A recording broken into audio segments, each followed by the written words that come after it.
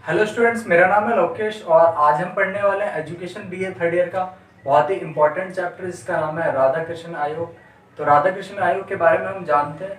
तो सबसे पहले क्या था, आज़ादी के बाद 1947 15 अगस्त 1947 को भारत आज़ाद हुआ और 1948 को इस आयोग का जो गठन हुआ। आज़ादी के बाद भारत ने सोचा कि जो हमारी जो शिक्षा पद्धति है इसको बदलना चाहिए और जो पुरानी शिक्षा जो चल रही थी उसके खिलाफ से बहुत सारे लोग जो है खिलाफ थे। पूरा जो है हमारा एक सिस्टम था उसका विरोध कर रहा था। तो हमें जो भारत है उसको नई शिक्षा चाहिए थी। आज़ादी के टाइम पर लगभग भारत में 6 से 7% लोग ही जो है पढ़े लिखे थे, बाकी सारे 92-93% जो है वो अनपढ़ लोग ही थे सारे। तो हमें जो शिक्षा पर काम करना बहुत ही इम्पोर्टेंट काम था हमारा।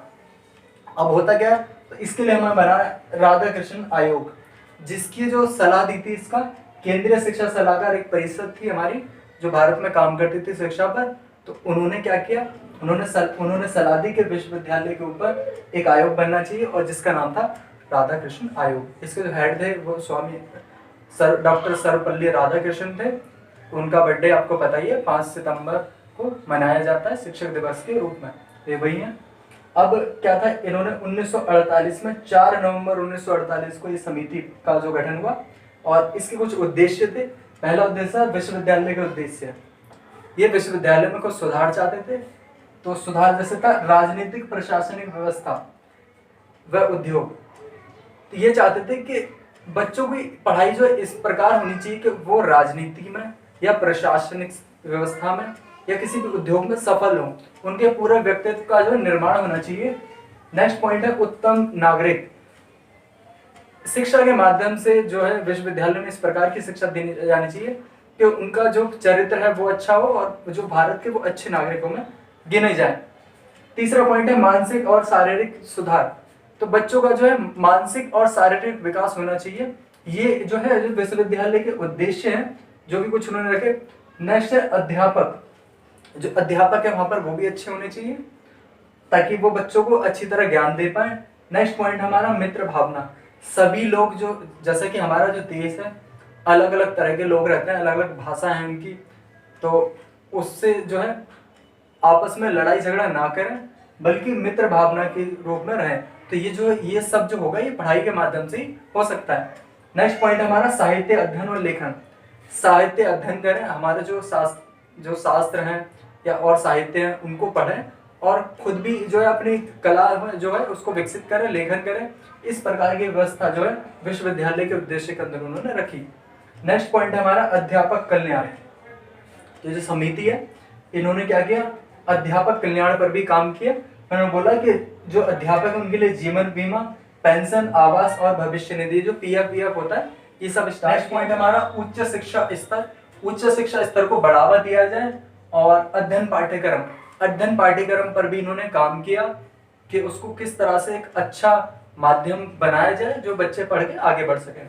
नेक्स्ट पॉइंट हमारा स्नातक शिक्षा और अनुसंधान पीएचडी, जो आगे पढ़ाई है मास्टर्स या जो ग्रेजुएशन के अंदर के बाद जो है मास्टर्स या पीएचडी, तो उस पर भी इन्होंने काम किया और बच्चों को छात्रवृत्ति भी दी जाने का एक प्रावधान रखा जिससे बच्चे आगे पढ़ सकें और पढ़ना चाहें तो आगे वो ग्रो कर सकें। फिर नेक्स्ट पॉइंट हमारा शिक्षा माध्यम। तो उन्होंने त्रिसूत्र जो शिक्षा जो भाषा है उस पर ज्यादा ध्यान दिया। इन्होंने कहा कि जो हमारा विश्वविद्यालय है उसमें 3 भाषा होनी चाहिए। पहले होनी चाहिए प्रादेशिक भाषा, संघीय भाषा और अंग्रेजी भाषा। अगर कहीं पर वो रहते हैं तो आसपास की जो लोकल भाषा है वो होनी चाहिए और उसके स्टेट की भाषा होनी चाहिए और एक होनी चाहिए हमारी अंग्रेजी भाषा। तो त्रिभाषा जो है इसका सूत्र था शिक्षा माध्यम के ऊपर। नेक्स्ट पॉइंट हमारा परीक्षा प्रणाली। अगर परीक्षा प्रणाली की बात करें तो परीक्षा प्रणाली इस प्रकार की होनी चाहिए जिससे जो बच्चे का बौद्धिक मानसिक विकास हो पाए और वैज्ञानिक जो पद्धति से जो है परीक्षा ली जाए उनकी। और जो कक्षा कार्य है जो भी हम होमवर्क करते हैं स्कूलों में कॉलेजों में, तो जो स्कूल का ये जो कॉलेज का होमवर्क है, होमवर्क के भी नंबर मिले, 1/3 नंबर जो है होमवर्क के ही होने चाहिए। ऐसा ये जो समिति है राधा कृष्ण आयोग इनका मानना था। नेक्स्ट हमारा 5 वर्ष का अनुभव। जो अध्यापक यहाँ पर जो परीक्षा लेंगे उनका जो है 5 साल का कम से कम पढ़ाने का एक्सपीरियंस हो। ऐसा नहीं कि आप आए स्टार्टिंग और ज्वाइन किया और शुरुआत से पहले दिन से ही आप परीक्षा ले लेंगे, नहीं, आपको 5 साल का पढ़ाने का एक्सपीरियंस में तो आप परीक्षा ले सकते हैं। नेक्स्ट है फर्स्ट सेकंड और थर्ड जो श्रेणी, प्रथम द्वितीय और तृतीय श्रेणी उन्होंने रखी। अगर आपके 70 से प्लस नंबर आएंगे, 70% से ऊपर, तो आपको प्रथम श्रेणी, 55 से ऊपर आएंगे तो आपको द्वितीय श्रेणी, और 40 से अंक ऊपर आएंगे तो आपको तृतीय श्रेणी, ये उन्होंने मापदंड रखे। नेक्स्ट पॉइंट हमारा मौखिक परीक्षा है, जो हमारी जो प्रैक्टिकली होते हैं, जो वाइवा जिसे बोलते हैं हम, तो इन्होंने कहा कि जो मौखिक परीक्षाएं भी होनी चाहिए जिससे हम जो बच्चे की पर्सनैलिटी है उसको टेस्ट कर सकें। तो ये सारे जो सुझाव जो है वो दे रही है हमारी राधाकृष्ण आयोग। फिर नेक्स्ट पॉइंट है हमारा धार्मिक शिक्षा। धार्मिक शिक्षा के ऊपर तो खुद डॉक्टर राधाकृष्ण जी ने जो है पूरा उन्होंने खुद ही ये सब लिखा और अलग पूरा एक अध्याय लिख दिया, और उन्होंने लिखा कि जो बच्चे हैं उनको आध्यात्मिक ज्ञान होना चाहिए, ताकि बच्चों की मेंटलिटी अगर ठीक रहेगी, वो आध्यात्म का पालन करेंगे तो वो आगे बढ़ सकते किसी भी फील्ड में। फिर नेक्स्ट पॉइंट हमारा मौन चिंतन। उन्होंने क्या कहा कि जो बच्चे हैं उनको मौन सिखाया जाए, जब भी क्लास स्टार्ट हो, स्कूल स्टार्ट हो या कॉलेज स्टार्ट हो, जब भी, तो इस जो शिक्षा आयोग है उसमें जो मौन चिंतन हमारा होना चाहिए, ये जो है इनकी सिफारिश थी। अगला पॉइंट है धार्मिक पुस्तक। जो पढ़ाई के साथ साथ हमारा क्या है, पढ़ाई के अंदर एक सब्जेक्ट धार्मिक पुस्तक का डाला जाए, गीता, कुरान, बाइबल, इस हिसाब से धार्मिक शिक्षा है वो भी होनी चाहिए, ऐसा इनका मानना था। और अलग अलग उनके सार, जो ग्रंथ पूरे ना हो तो उनके सार होने चाहिए थोड़े थोड़े, ताकि हर धर्म के लोगों को हर तरह का ज्ञान मिल सके, तो ऐसा इनका सोच था। फिर नेक्स्ट है शोधकर्ता में प्रेरित। शोधकर्ता है उनके लिए प्रेरित, यानी कि आगे जाके डिस्कवर करें, कुछ खोज करें, उस पर जो है आप कोई ध्यान दे, तो ये उनका मानना था। तो ये सारी बातें बहुत ही इंपॉर्टेंट थी। नेक्स्ट पॉइंट है हमारा छात्र कल्याण। तो छात्र कल्याण के लिए जो इन्होंने जो सोच थी वो काफ़ी अच्छी थी। ये चाहते थे कि विश्वविद्यालय में इस प्रकार की पढ़ाई हो जो छात्रों का कल्याण हो। ग्रामीण विश्वविद्यालय खुले, अलग अलग, जैसे कृषि विभाग है या अलग अलग जो विभाग होते हैं उनके लिए जो है हमारे ग्रामीण विश्वविद्यालय अलग से खोले जाने चाहिए।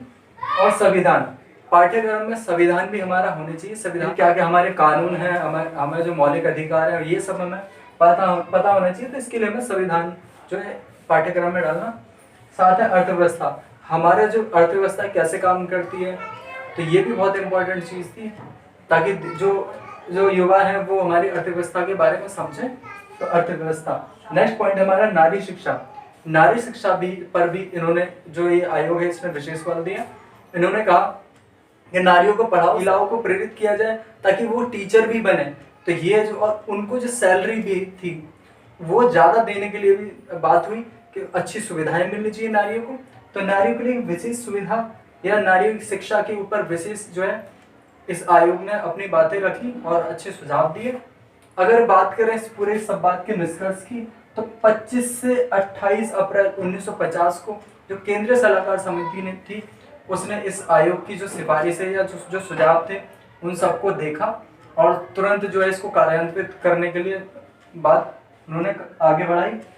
और जो लेकिन इसकी कुछ आलोचना भी हुई, जैसे आलोचना हुई धार्मिक शिक्षा के ऊपर, जैसे कि हर चीज़ की आलोचना होती है, तो यहाँ पर ये हो गया कि धार्मिक जो शिक्षा थी उसके बारे में कुछ ज़्यादा कुछ डिटेल नहीं बताई, तो ये उनकी आलोचना थी। दूसरा वेतन संबंधी कि जो अध्यापक है उनको कितनी सैलरी मिलेगी ये भी उसमें कुछ नहीं बता रखा था, बस सिफारिशें कर दी कि उनको भविष्य निधि और ये सब दिया जाए, लेकिन कितना क्या क्या किस सिस्टम पे होना चाहिए, कैसे प्रमोशन क्या होगा, वो सब इसमें कुछ नहीं था, तो इसीलिए थोड़ा सा कमजोर था। लेकिन अगर ओवरऑल देखा जाए कि राधाकृष्ण आयोग जो विश्वविद्यालय आयोग है, जब तक जो अब तक का ये जो 1950 जो चल रहा था उस टाइम तक ये सबसे बेस्ट आयोग रहा, जिसने बहुत अच्छे सुझाव दिए। लेकिन किसी कारणवश जो ये इसके जो सुझाव हैं ये सब जो चीज़ें कभी लागू नहीं हो पाए, लेकिन जो ये सुझाव इन्होंने दिए सब कुछ काफ़ी अच्छा था। तो स्टूडेंट्स, मुझे लगता है ये वीडियो आपको समझ में आई होगी। आप वीडियो को ज़्यादा से ज़्यादा शेयर करें ताकि ये जो इन्फॉर्मेशन नॉलेज जो है और लोगों तक पहुँचे। और इससे पहले भी हमने वीडियो जो है डाल रखी है, उनको भी देखें। And thanks for watching this video.